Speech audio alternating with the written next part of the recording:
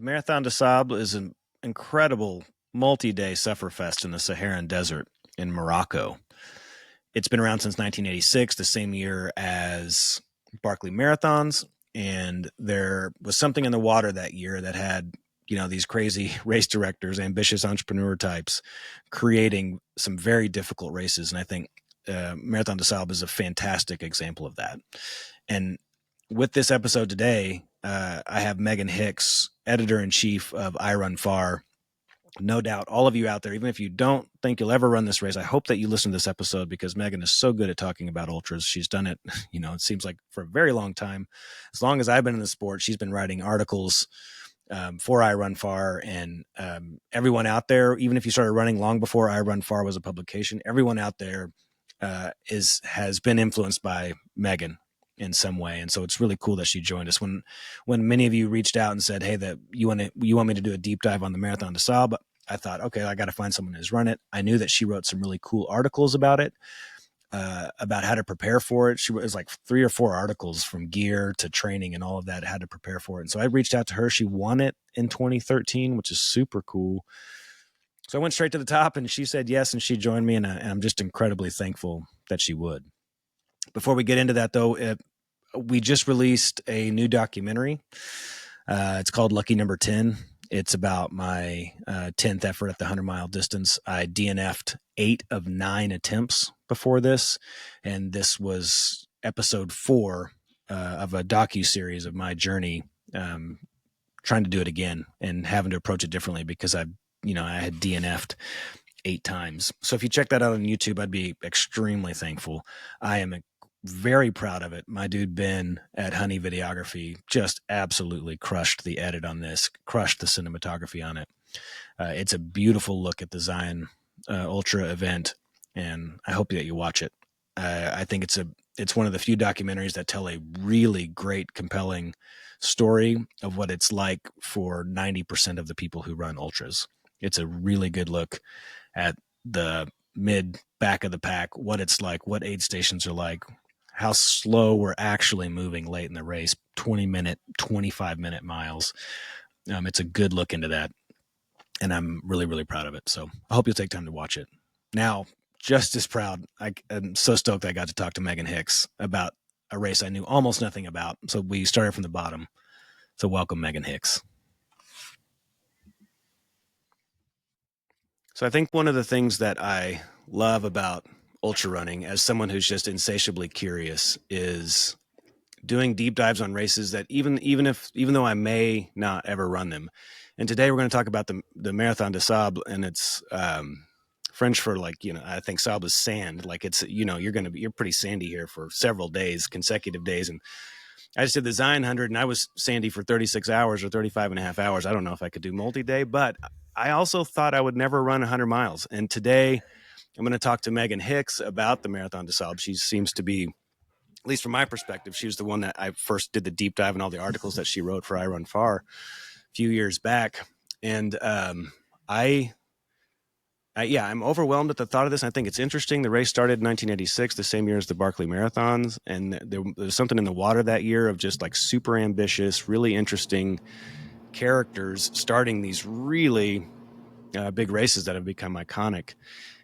And I said I would never run 100 miles, and I ran 100 miles. I'm saying I'm never going to run the Marathon des Sables, and who knows? I feel like even in the last 5 minutes, I'm already starting to move toward it. But it's this beautiful, stunning, sandy race in Morocco, and today I'm lucky to have Meghan Hicks. And before we get into Marathon des Sables, I want to relive what Meghan and I just did before we started recording, and that I always thought it was my friend Jeremy who first exposed me to the 100-mile race and handed me Unbreakable DVD in 2012. But I forgot, until I reached out to Meghan about this because I knew that she was the authority, I forgot that we had dinner together in maybe 2009 or 2010 in Park City, because my wife wrote for Park City Magazine. They wrote an article for Park City Magazine, and we sat together, and they said something about running 100 miles, and I wholeheartedly dismissed them. I hadn't even run a half marathon yet. So, Meghan, I think I'll open with an apology. I don't think I gave you the credibility you deserved back in 2009 or 2010. But now I think I've traced it all the way back. You are the original person to tell me about 100 miles, and so I have to thank you for that. Welcome. Hi, Josh Borderlands. Thanks for having me. Now I think I'm both proud of that and a little bit ashamed of that. Like the Why? the slippery slope to 100 miles is a very slippery slope. So whatever I did to like push you, just to the very edge of that slippery slope, I think there's equal parts shame and excitement. So well, thanks. you and Brian were both so unsuspecting. You were very soft spoken, and we just I remember having this nice conversation. You asked about what we did, we asked about what you did, and you told us, and I mean, it's an interesting juxtaposition in my mind of the softness and the quaintness of that fine dining restaurant. I think we discovered it was 501 Main, where all of our needs were met by the server coming by and our glasses were full, and all that contrasted with the journey that I went on to the 100-miler, which was, is just like, brutal and the exact inverse of that conversation. So it's a fun memory, and I hate that I had forgotten about that until just these last couple weeks. I think you just described a great metaphor for both life and running. So,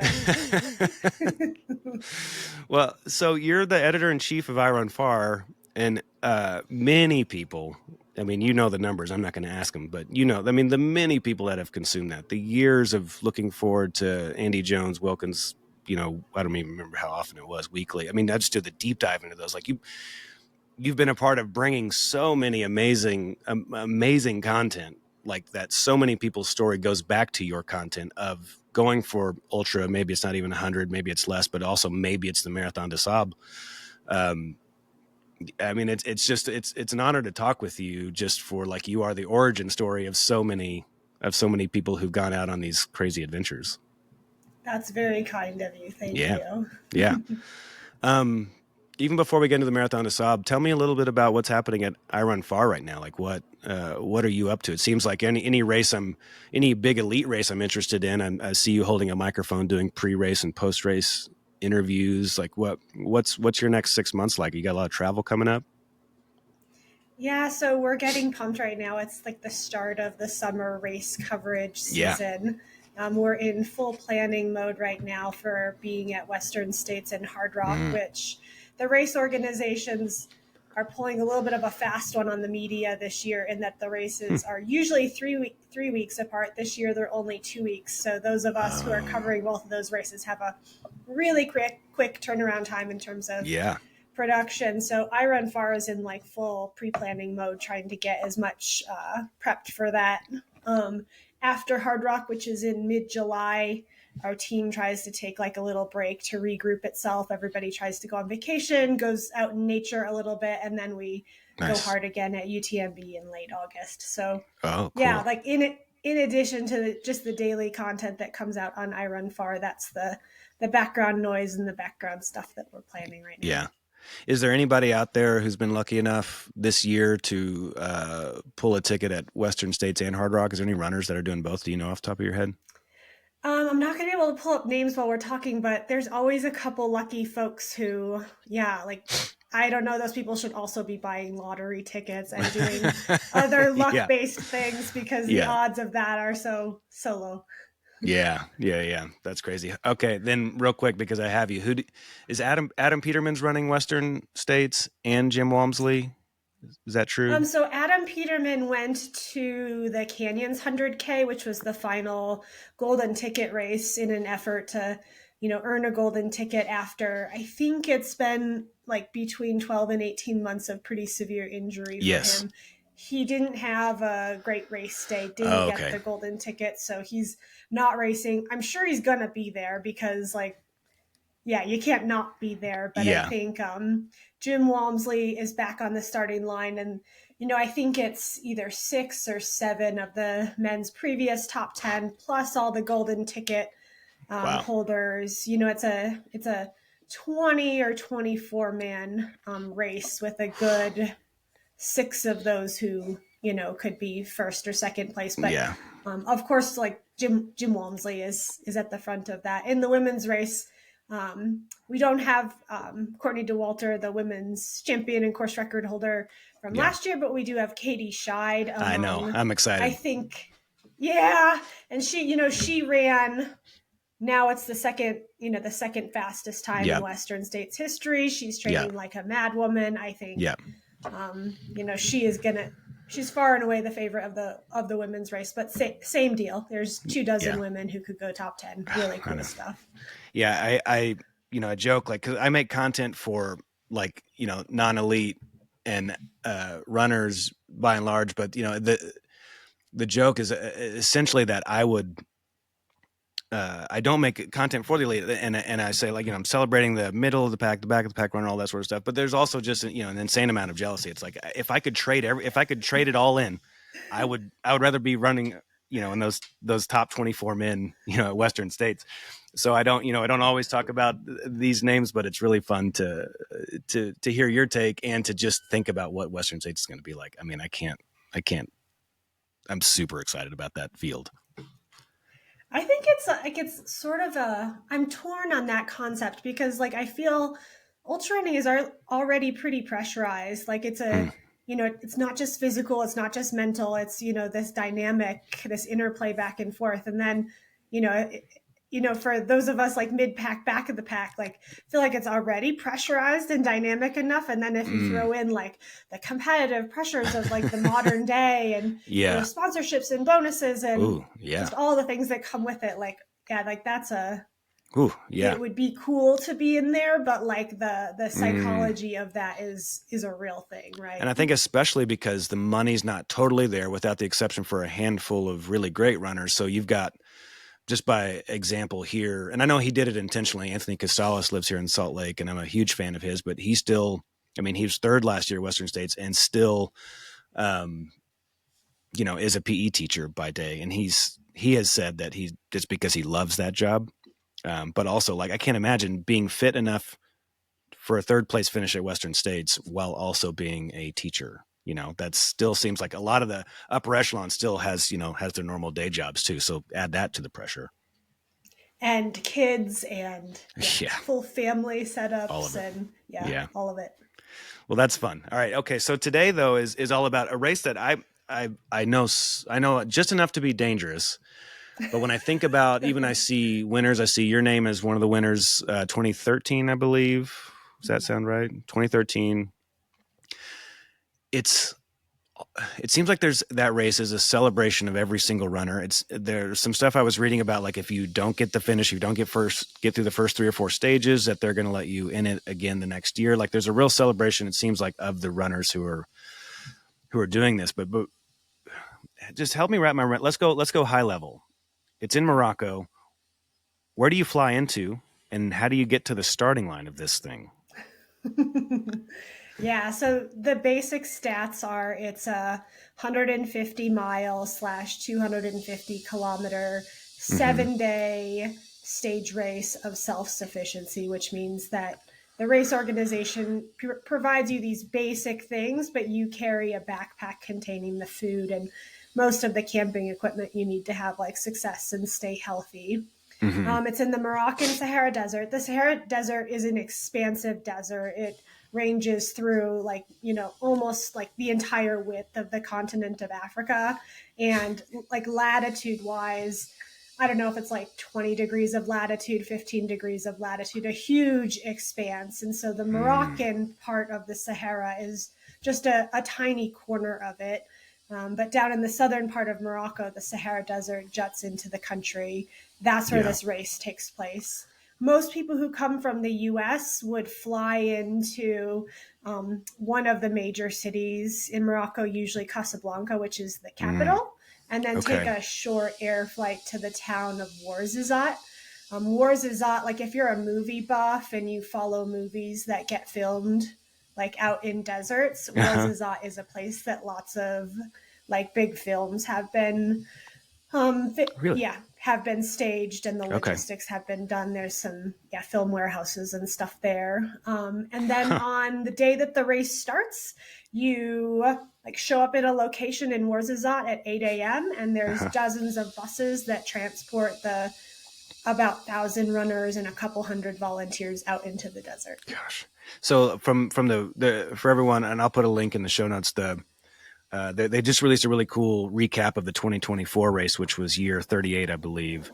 And I mean, it's all the stereotypes of desert, it's got like it makes sense that movies are filmed there. Like when you think about the Utah desert, there's really cool movies that are filmed there, and it has a certain vibe to it. This feels like the camel desert. Like this is the, there's, from what I read from the history of it, that there's like no oases, no, it's just, you are extremely remote. My one of the things I'm learning as I'm going through all of these different races is just how bad my geography is. So you just said Casablanca. I only know of that as a movie. So that's a city also. Yeah, yep. And I think I misspoke and said it was the capital of Morocco. I don't think it's actually the capital. Okay.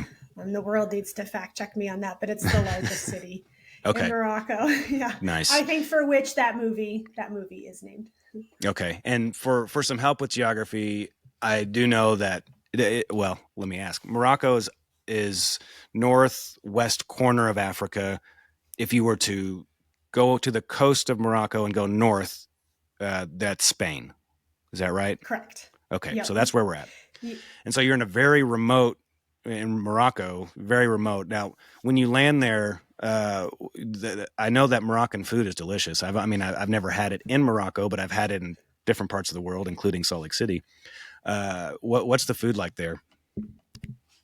Delicious is the perfect word. I think the most traditional dish is called a tagine. Yes. It's like in a traditional setting, it's cooked over like open charcoals that are, have been heated for a couple hours and have, like good slow heat going. Mm-hmm. It's a ceramic, like a plate on the bottom and like a triangle cylindrical top. Yeah. And the it's whole like a tent. idea is, it's like a tent. Yeah. And the whole idea is to close in the vegetables and meat, which are cooked in there, mixed in with a bunch of spices and some olive oil, slow cooked over these charcoals such that everything, has taken on the spices and is like very, soft and just like a really smooth eating experience. So the Moroccan tagine is sort of the basis of Moroccan food, but there's couscous, there's beautiful like handmade breads that are made every day, like any type of like carbohydrate, but healthy carbohydrate, like, made that day type of thing instead of, sitting in a store for weeks. So are you getting this food experience not during the race, because it sounds like, the self-supportive that's very minimal, but like, is there like a big cultural thing prior to the race or after the race, or is it just kind of find your own culture before and after? Like, are they bringing that to you? Definitely, it's a find your own adventure type of thing. If you do participate in Marathon des Sables, I would recommend like getting there a couple days in advance to kind of like acclimate to the time zone, see a couple things, do your taper and relax modes, sort all of your, your gear, but do a nice vacation afterwards. If you can plan a week or 10 days and go to a couple places and really soak in the food and not feel worried about like, is this food going to upset my stomach before this? That was my 150 thought, partially. mile race. And so if you're going to go all the way across the country to have this experience, try to stay on to really experience, just the food and the cities and the Marathon des Sables gives you an incredible experience of the Moroccan backcountry. But treat yourself to the Moroccan front country afterwards. Yeah, that's a good way to put it. So when you're at that starting line and you're getting ready for it, when you talk about, it's 5 days, 150 miles, do you have drop bags along the way? Or are you loaded? Like, are you really loaded at that starting line? Yeah, so you are in charge of carrying all of your food and all of your camping equipment from the start of the race through the finish of the race. What the race organization provides you is a shade tent to sleep in before the start, and then when you finish each stage, the camp is already set up ready for you. You have a shade tent to hang it out in. The race gives you plenty of water. And during each stage, there'll be anywhere, for like the 20-mile stages, there'll be maybe 3 water aid stations. For there's a long 50-mile stage, there's maybe 10 water stations. So every couple hours you have access to water.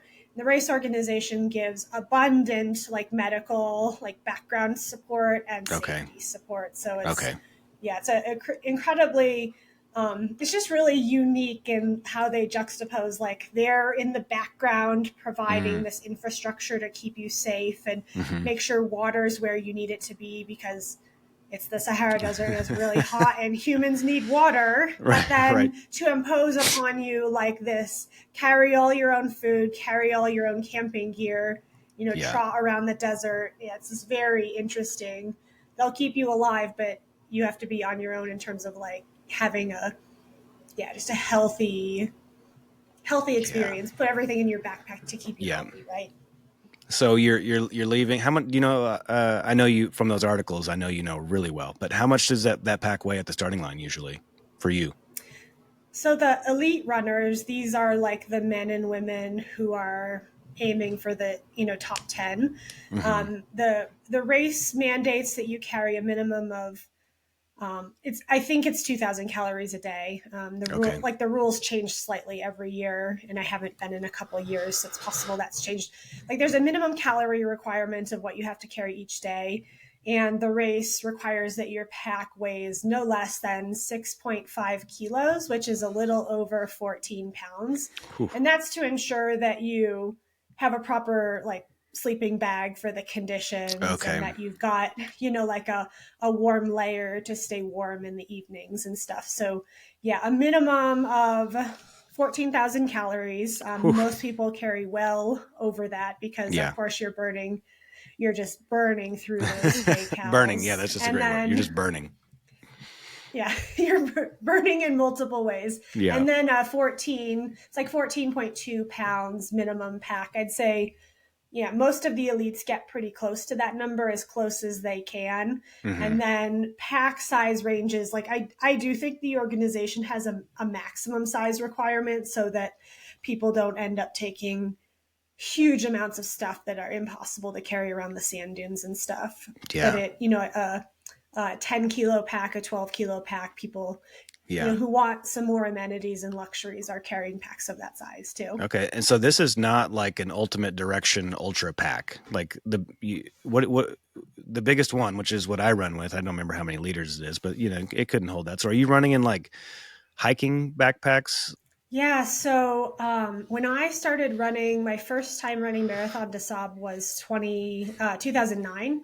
Oh. And the types of available packs were really limited then, but the genre of that category of like mid-size runnable fast packing packs has really exploded. So Ultimate Direction makes, I think, a 25 liter, 35 liter, 45 liter. Whew. Yeah, there's a company based, where you are around Salt Lake City, Palante Packs. They make fast packs. Yeah, super lightweight. Yeah. Let's see. Yeah, Gossamer Gear has some nice ultralight packs. Montaigne now has some good fast packs. The category Raid Light is a French company that makes some nice packs, and this is a French race, so you see a lot of Raid Light packs there. The genre of packs that you can carry are like, we're in the golden era of like the development of that type of gear right now, that people going to Marathon des Sables they have lots of choices, and it's like finding the right one for your volume and what fits your body really well. Yeah. Okay. You bring up an interesting point there. It's a French race. What does that mean? I know that the guy came from France who originally sort of dreamt it up and did a version of the course. What makes it a French race? Is it just headquartered in France? Like that's where the people who are putting it on live? Yeah, so Patrick Bauer was the original founder of Marathon des Sables. He is an ultra runner and just a guy who really liked exploring his world by running. And he fell in love with Morocco. He fell in love with the Sahara Desert. He did a multi-day adventure of his own, carrying his gear out in the Sahara Desert, and said to himself, like, this would be a really good experience for other people. How can we create an event for them? Marathon des Sables was born that way. I think I probably slightly misspeak in saying that it's a French race. Like it's like the organization is French, the medical team. There's been like a couple different contractors over the years. Sometimes they're French, sometimes they're UK. Most of the volunteers are French, or I'd say many. However, there's a ton of infrastructure that's supported by the local government and local people there. So many employees to the organization are locals. So Okay, so you leave that starting line. What are you running on? Are you running on the sand? Like, is it like you're running on a beach, which sounds miserable? So, when we like conjure up, movies we've seen that like have been filmed in the Sahara Desert, we think of like these big, beautiful, tall, yellow sand dunes that are like 500 feet tall or 400 feet tall. Those exist there. There's tons of them. They are stunning. They're incorporated into the event every year. But there's also like a diversity of terrain. There's like big, like salt flats that you can tell during, after a storm, a little bit of moisture is at the surface and salt precipitates up. There's these rocky fields where for miles upon miles, it's flat and you can just see stones cropping up here and there. There are tiny mountain ranges. They call them Sables in Arabic. And a Sabel is just, a rock feature that juts up out of the flats. There are like mini dune fields, like think dunes that are like the height of something along a beach. Here in America, like, the Atlantic seaboard type of dunes or, the Padre Island National Seashore in Texas. And those might go on you might run in those for like 7 miles or 10 kilometers or something like that. So it's everything. But it's hot, it's arid, it's dry, it's sandy, and it's rocky. Like those are the descriptors. So, and then you brought up the way that you worded it made me think, so do those sand dunes, do they move around? Like, are they sort of like alive in that sense, like with the wind year after year? Like, do they move? Do you know? I mean, I think on like geologic time, they're probably moving. I mean, the spring and fall in the Sahara Desert is really windy. And so this race is often accompanied by wind. And like two very interesting things as a runner can happen when it's windy. One, it'll like blow off the tracks of the runners in front of you and just replace people's footsteps with, like the ripple marks. Yeah, that feels like wind. Constant doubt for me as a runner. Like, am I in the right place? Am I doing the right thing? Am I on the course? And then the other thing is that when you're at the camps, you're sleeping in these traditional like woven Berber tents. The Berber people are the indigenous nomadic folks who range through the Sahara Desert. They traditionally have these like collapsible woven tents. And that's the tent that gets set up for all of you, like during Marathon de Sable. They're great shade from the sun, a rug to like sit and lay on. But there's like 1 foot to 2 feet of openness from top to bottom. And when you're sleeping and it's windy, like it's not uncommon for you to wake up after a night of sleeping and like a baby sand dune has formed up against your body from the sand that's blown in at night. So you get very intimate with the sand in at Marathon de Sable. Does every runner get their own tent? So it's 8 people per tent. They're pretty big. They're pre-assigned. You can kind of like, say I'm going with my friend or my spouse or my friendship group and get assigned. And then your group will get paired with, a couple more pairs until you form a group of 8. Each tent, there's about 1,000 runners. So that's a lot of 8-person tents.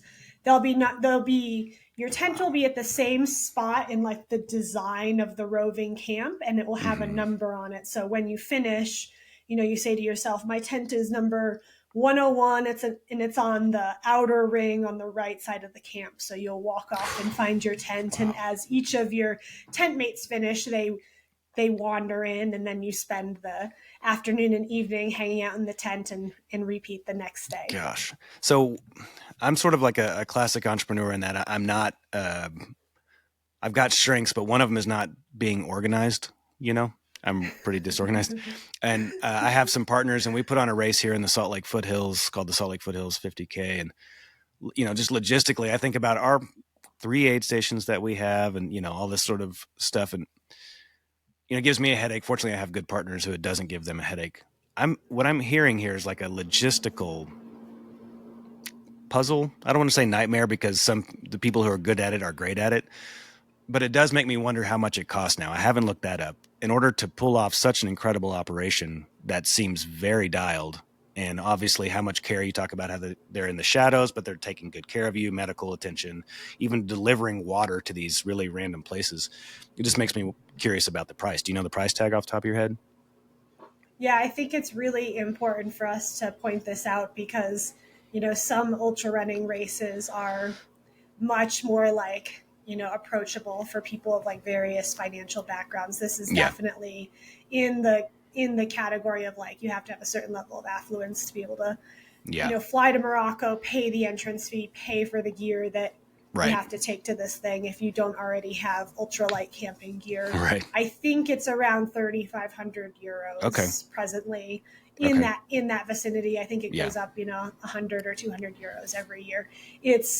I think that definitely needs to be said. Like this is a pricey experience. Yeah, and that's why then this is just another reason I put it in that adventure category compared to, for me, like thinking of the 100-miler. Seems like the going rate is high 300s, low 400s at this point in Western United States, at least. But there's that 29,029, or I don't even know how you actually word it, the 29,029 feet event that Jesse Itzler puts on or something like that. Anyway, that's like $3,000 or $4,000. And there's a new Zion, $3,500 100-miler down there. So these do exist, but they're all adventures. But this one still feels, that's very expensive, and I don't want to discount that. It also still feels like everything that you're paying. Like you're never going to get this experience without spending that money. I could go run 100 miles in Zion by spending the $300 or zero with good friends. I can get 29 feet of vert by just, doing snow basin north of Salt Lake myself. I could never do what you're describing here apart from that support system. So while it's expensive, it's bucket list, it's let's save for a few years to make it happen or more, it's still something I couldn't do without that. And I think that price tag feels justifiable to me, even if it's unaffordable. It's a really, it's a life-changing experience, going to this truly exotic backcountry location that us North Americans really know nothing about. Yeah. The globe's like, huge deserts, like the Sahara, the Gobi, we don't have a desert of that magnitude and that, the severity of conditions. So that's a really unique experience to be able to be supported through. It's also like one of the coolest interpersonal experiences I've had in ultra running. I think that was going to be my next question. There are a lot of reasons people are drawn to ultra running. Yes. One of them for me, and I know many other people, is the people experience, and being assigned to a tent with 7 other people, having this remote experience where you're removed from all things that are familiar to you. You're integrated with 1,000 other people, like from, probably 6 continents there, like including, some of the local elite Moroccan runners to, everybody from, like corporate America job folks in the United States and British Army folks and just all these people who you wouldn't interact with. I think the whole thing combined is, as you said, like bucket list category. Yeah. Not reachable for everybody, but if it is reachable and is of like interest, like definitely like. Yeah. Earmark the stuff in the bank account and save up for it, right? Yeah. Yeah. I mean, and so you kind of beat me to the question, but here it is framed a little bit differently. If every day, so here's where it's different than say Barkley. Well, maybe not. I don't want to compare it to Barkley. That's unfair. But everybody, no matter how slow you are, everybody's ending up at the same camp every day. So the fastest of the fast, they just get there sooner. So there's, you're in this camp, you don't have resources other than what you have on your back and the tent. What are you doing with all that downtime? I mean, is there downtime? I guess maybe let me reframe it. For the fast people, there's maybe some downtime. Slow people, maybe not as much, but still some. What are you doing? It's a great question. So, like, 5 of the stages are in the vicinity of 20 miles to a marathon. Okay. If you're one of the elite men, that takes you about 3 hours, 3 hours and 20 minutes to do. If you're a mid-packer, it's like a 5, 6, 7 hour experience. If you're a back of the packer, they set the cutoff such that I think you have to maintain a walking pace, like average walking pace of a little over 2 miles an hour to reach the cutoffs. So the back of the packers are doing 10, 11, 12 hours. So if you're a back of the packer, you don't have that much downtime.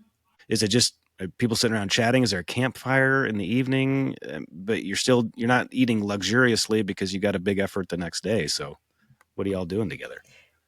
Yeah, so if you're a fast runner, like the stages start fairly early in the morning. So if you're a fast runner, you're done well before noon. And darkness comes like around 8 p.m. You have a lot of time to kill.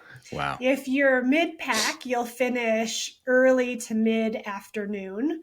And you'll have, 4 or 5 hours before dark, before it's time to sleep, to have some downtime. If you're the back of the pack, the cutoff is, right around dark or about an hour before dark. So you may only have, an hour, 90 minutes of turnover time before it's time to, go to bed and repeat the next day. I would say the downtime is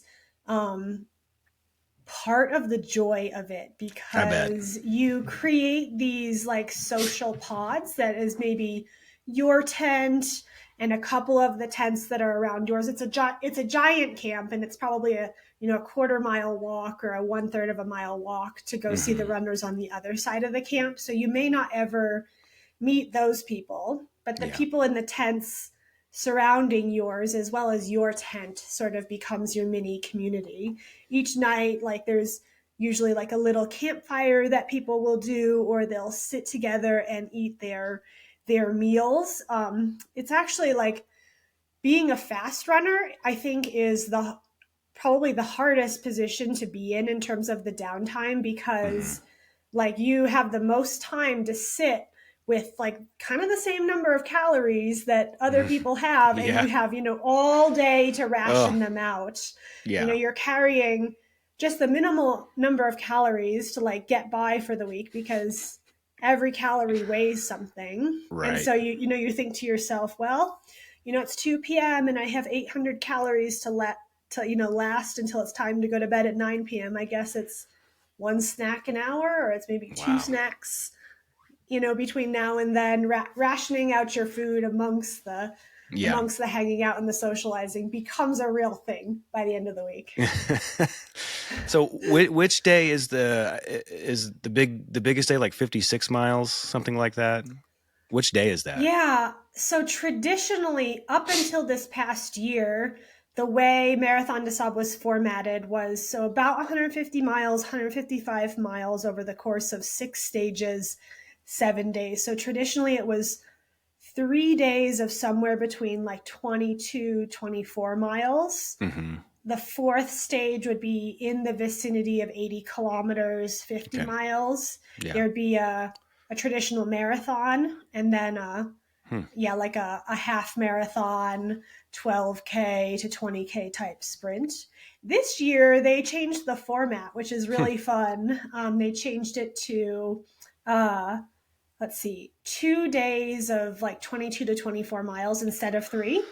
And then the long stage was on stage 3 instead of stage 4. So it was 1 day earlier in the week, followed by, and you have like the cutoff to do it is 36 hours. So there's 2 full days allotted for that long stage, and then a full marathon, another 20 miler, and then the half marathon sprint type thing. So they really Yeah, like threw a curveball for runners this year and put the Yeah. 50 miler earlier in the week. Now, is that a curveball just because since, and I don't know if it's been the other way since 1986, is it just because people who are fans of this race, who are in the community, who are, I even think of you after hearing more about it and thinking about how deep the community is, you may even view yourself as like alumni. There's probably chat groups from the year that you ran it, all that sort of stuff. Is it throwing them a loop because it's just different, purely because it's different, or is that day 3 harder in some way than it was when it was not day 3? Yeah, good question. I'm sure that there's just an arbitrary, this is what people have done for so long, that's what you're used to, that's Yeah. what, I think runners this year like sort of trained for that. And there's this psychological aspect to your races where when you're out on your training runs, you're visualizing, like this is what it's going to look like, and then to have it be shifted like a couple days before the race starts is just it's a really interesting curveball. I think people liked it though. I do think it's harder because I mean, putting the 50 miler on stage 4 meant that you had already covered like half of the distance, like the cumulative distance before you ran the 50 miler. So once you got the 50 miler done, there were only 2 stages left, 35 miles to run, 40 miles to run. Whereas now it's like, there's still a bunch of miles to do after you finish the 50 miler. So it may weigh towards like being a little bit more conservative during the 50 miler day so that you still have legs for 3 more full days to come. Yeah. Okay. That makes sense. And progressively, what is the attitude in the camp like? I could imagine day 1 might be good energy. This is, optimism. Like by night 4, like how does it morph over the week? Like just the feeling in the camp. Yeah, I mean, I think there's sort of like natural highs and lows that come with, being out there and starting to grow tired and starting to grow more and more hungry. There is like huge camaraderie, like say within your tent, you're the 8 people that you're sort of an intimate pod with for the week. Yeah. The fast people arrive first, and they, like in the tents that I've been a part of over the years, for instance, they'll remove the rugs and like brush back stones to like make it as comfortable for laying as possible. They'll like, if one of the stakes is loose, they'll like work on the stakes. If it's particularly windy, they'll like lower the side of the tent. Like the sort of the elites or the fastest runners in the tent do the housekeeping and the caretaking, such as like, as the slower runners come in, they can be the support to get those people like, let's get your, your food out of your bag. Let's get your recovery going. Let's get your bed set up such that, if you're a late arrival, you have a lot less downtime to get ready for the next day. So this really strong source of like support and camaraderie starts to develop. Wow. Every day, a couple hundred runners will come over to the finish line to see the, cheer the couple final finishers of the stage come in, and, they get the music going like just as loud as it was for the first finishers. And there's like cheer tunnels, and it's a huge emotional high to bring in the final runners of the days. Yeah. I mean, I'd be remiss without saying that there are lows. It's, if you were at home running 150 miles in a week or at another stage race that isn't, a self-sufficient one, you'd probably be eating 5,000 calories a day. Like, you're just burning through things, and, you're not eating 5,000 calories because you can't carry that many and still run quite well. And so, you do grow more deficient. Blisters are a real thing over, a week of running. Yeah. Different, just regular fatigue to overuse injuries start to crop up. The full gamut of the ultra experience. Upset stomachs, like, upper stomachs, lower stomachs, like the whole experience starts to happen out there. But the bonding sort of, brings people together above all that. So I'd say overall the camaraderie and the mood supersedes those challenges. Yeah. Are you seeing people, or did you bring a second pair of shoes I mean, or are you just doing all this in one and just being subject to whatever may? Yep, exactly. So a few people will bring like camp shoes, like little flip Oh, flops sure. or Oh, yeah. something to take off your shoes and be comfy walking around camp. Mhm. Most people bring one pair of shoes and use like sew on gaiters that are like really high. They cover the entire upper, they cover your ankle, they go to like Wow. mid shin to Wow. keep the sand out. Yeah. Because, you know, sand inside your shoes for 150 miles of running is like a, yeah. It's there a death call. what shoe would you recommend for something like this? What is it, just your average ultra Hoka, or is there something that's like in this world that is like the go-to?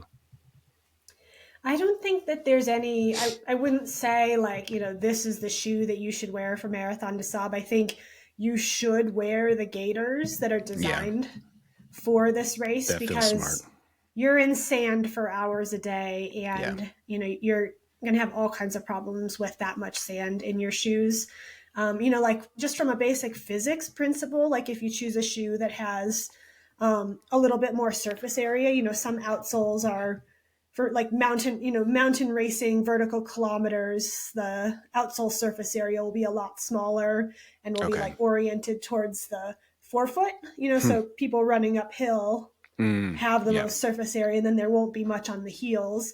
Whereas like a Hoka shoe, for example, you know, has overall more surface area and distributed throughout the forefoot, midfoot, and outsole. Interesting. So like if you're thinking about anything, like I would pick, you know, the shoes that are comfortable for you, that, you know, you've trained hundreds of miles in and they feel good. And if there's anything to trend towards something that's got a little bit more surface area on the outsole so that you like float on the sand and on the, just the uneven surfaces. And then like foam, you know, there's beautiful, like comfortable foams out there that, you know, really do some shock absorption, and you're running and hiking with a lot more weight on your back than you normally do. So just don't be afraid to like jump in and experiment with some of those really nice foams right now. One observation that I want to just call out is my love of the 100-miler. One of the things is like I'm pretty introverted, but you find me mid, late race of a 100-miler, and I'm super chatty. I just love to chat with people while I'm out there. And my friend Alex, who runs these hundreds with me, he's an evolutionary biologist, and he talks about like the certain like bonding chemicals that are you know really turned on during these hard efforts. He studied it like within a bunch of different contexts, but explains like, you know, when it's the same the bonding chemical that floods. I'm really getting these terms wrong, but you know, when a woman gives birth, like there's these bonding chemicals, and he said they're very present in these ultra endeavors. And so I feel it, you know, really incredibly on these 100-milers. It's one of my favorite things is to meet people, and I'm still in touch with people. What I see is different about is that. So yes, and there's a lot of like when you talk about the people coming in quickly, the faster runners doing these other things for the slower runners, like there's just also this sense of purpose. You talked about camaraderie, and the word that came to my mind was purpose. Like you do have all this downtime, and because you're in it and you understand what the people out there are still doing, like you're trying to make, you're doing something to serve them. It's a really interesting, so you get that across 5 days instead of maybe, you know, 24 to 36 hours in the 100. So it just feels like all the good stuff and probably the bad stuff on steroids. I think that's super accurate. Like the, you know, the metaphor that running 100-miler is like living life in a day type of thing. And that's, you know, the same thing here, just extended out to a week. It's all the heartache and all of like the dreams come true and all of the highs and all of the lows of life, like compressed into this very unique circumstance and place and time. Here's what I think about on day 5, the last day. You're at the starting line. To me, that even just kind of living this with you a little bit now, it feels like the last day of camp, where it's like, is it a little bit like bittersweet? It's like, hey, we're all lining up for the last time. When we get home, when we get to cross the finish line, maybe there'll be some high fives. I don't know if there's what the ceremony would be like, but eventually, you know, day 5, it's like this moment that you were like, okay, this is my last day. I really want to take all of this in. It's been incredible. The camaraderie, you still got suffering ahead of you, but I mean, how would you describe day 5?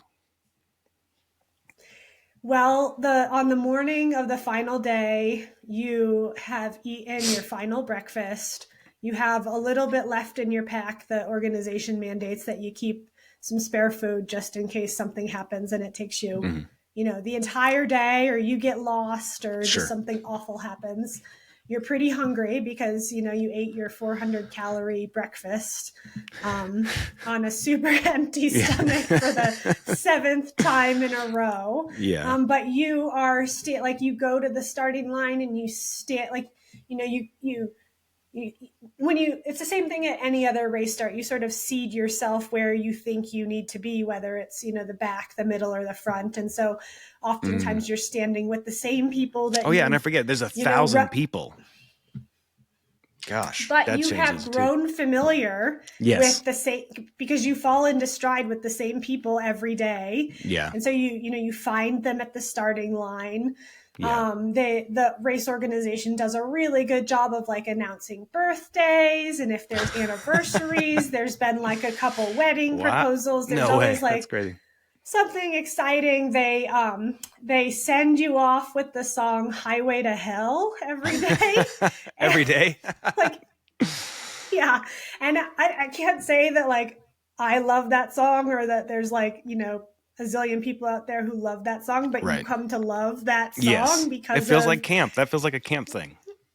Yeah, and so you're just charging off the starting line kind of like it's the other days, but kind of you're starting to run off towards life again. But like you said, you've built these relationships over the course of the week that you're taking home with you. I've got a couple Facebook Messenger groups and a couple WhatsApp groups that are filled with different people who I've met at Marathon des Sables over the years. And you take, everything that you do, every 100-miler that you run, it imprints on your life, and you take a little bit back to your life. And then you take a bit of life into those races again, that's true for this. This changes you.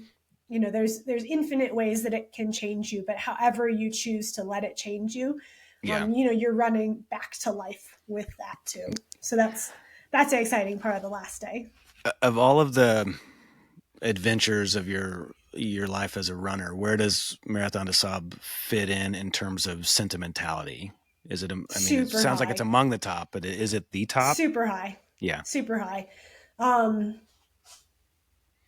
Gosh, I can't pick favorites. I hate being asked to pick favorites, but definitely you can tell that the race organization is really thinking about everything about from the logistics to the safety to the supporting the psychology of runners of all types, elite to, to mid-pack to back of the pack. And you can just tell that they've created a scene, an experience that allows a lot of different people to thrive. And Well, last question for you then. What race do you think around the world deserves a deep dive episode? Which one do you think is interesting, but maybe either misunderstood or just deserves more stuff, more people talking about it? Does anything come to mind for that? Yeah. A race that's on my personal bucket list for both the location and the people behind it, and it's just the goal of what it's trying to be, is Ultra Tour de Monte Rosa. This goes around Monte Rosa, which is a mountain, in the middle of the Alps. In Italy? Put on by I think you spend some time both in Switzerland and in Italy. Okay. And the race there's a multi-day, maybe a 4-day stage race format. Maybe it's 3 days. There's 100-miler that fully encircles the mountain nonstop. And then they have a couple shorter distances. Yeah. Lizzie Hawker, who is originally from the UK, has spent a bunch of time in Europe and Nepal. She's the main organizer behind it. She's a multi-time winner of UTMB. But again, she spent a ton of time in Nepal, a remote trail running location. So what I think she and the team are striving for there is to marry everything together and to, sort of take the best of link it all. building community, the best of, encircling, because there's just something about encircling, a very aesthetic loop around something. I think it's just and like the idea that you could do it as a stage race, or you could do it, as a 100-miler nonstop, or that there's shorter options if you're just not ready for that distance. Like, I think just meeting lots of different people and lots of different interests. I haven't done it. Just like the schedule hasn't aligned yet, but it's definitely on my like European races bucket list because of, I just really admire the way that team is like trying to take, pull the best of different things that they've experienced into that race. I love it. I lied. One more question. Does Marathon des Sables have a belt buckle? What do you get? No, but you get a really cool medal. They change it up every year. I mean, it's that I'm trying to look at what's hanging back there if I've got one, but it's not a belt buckle, but a really nice, like hunk of metal. They change the design each year. There's a logo of a person in sort of an arid looking environment on it. Nice. It's a good keepsake. Nice. Well, I will say that through the course of this conversation, while it's not on my immediate list, it did move above my desire for the average 200 miler, because I've been back and forth. Like, do I want to try Cocodona? Do I want to try one of Candace Burt's races? I'm just not there. However, this sounds, the community aspect of this and the adventure aspect of this, if I'm going to do an adventure run, this is the top of my list for an adventure run. It's amazing. Yeah, I mean, I kind of like to joke that these like week-long self-sufficiency races are like all of the highs and lows and drama of the 200 miles, but with like, you're allowed to actually, everybody sleeps in between. Yes. So, it's accepted. You see like, I don't remember who, like, was it Finn Melanson who slept for like 6 minutes in the first, like, whatever, 3.5 days. And I get it. You're in that mode. You're a competitor and you have to flip it. If you want to sleep, you got to choose to sleep while other people are going to run past you. I do love that even the fastest among you are all going to sleep that night. That's pretty cool. Yeah, that's actually like, I've done one 200 miler, and that was the hardest part for me, was deciding like, here's where I'm going to stop and where I'm going to sleep while, even if I wasn't feeling like super competitive, it's like all the people I spent the whole day with, some of them are stopping, some of them are going. It kind of breaks up your pod. Yeah. You have to like remake friends when you start going again. Yeah, just sort of, I don't know, there's some mind trickery there. Yes. And I really enjoy that it's like you're a captive audience. Everybody goes to sleep at the same time, wakes up at the same time, starts the race. Finish line is the same spot for everybody. I got to imagine that the weight of when you're going to sleep in a Cocodona is a really heavy weight of a decision that I would love to rid myself of. So Marathon des Sables, here I come. Meghan, thank you so much. Been a big fan for a long time. I'm excited to watch your Western States coverage, Hard Rock coverage. And my family's moving to France this summer, hoping that the timing works to where I can be down at UTMB. So maybe we'll see you there if I can time it. But if not, maybe we'll cross paths someday. Yeah, thanks so much, Josh, and thanks for helping to bring Marathon des Sables, which is very well known in Europe and North Africa, to bring it to a lesser known place like North America. So thanks for that. Yeah, awesome. All right, thanks, Meghan. Have a good day. You too. See you.